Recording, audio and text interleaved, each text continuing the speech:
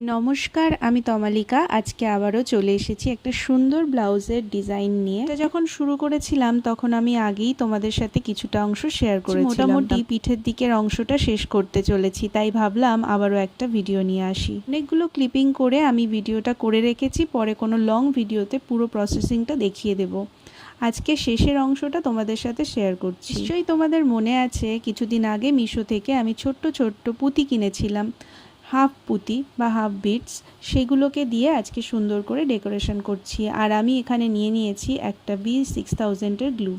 সেটা দিয়ে খুব সুন্দরভাবে পুঁতিগুলোকে পেস্ট করে নিয়েছি। আর পুরো কাজটার মধ্যে আমি কিন্তু একটা মিরর লাগিয়েছি, যাতে কাজটা আরও বেশি সুন্দর লাগে। দেখতেই পাচ্ছ কত সুন্দরভাবে কাজটা করার চেষ্টা করেছি। চলো তোমাদের পরে দেখাই। পরার পরে পিঠে দেখতে কেমন লাগছে তোমরা অবশ্যই আমাকে কমেন্ট করে জানিও। আর ভিডিওটা ভালো লাগলে লাইক, কমেন্ট, শেয়ার করে দিও। দেখা হচ্ছে নতুন ভিডিওতে। এখনকার জন্য টাটা।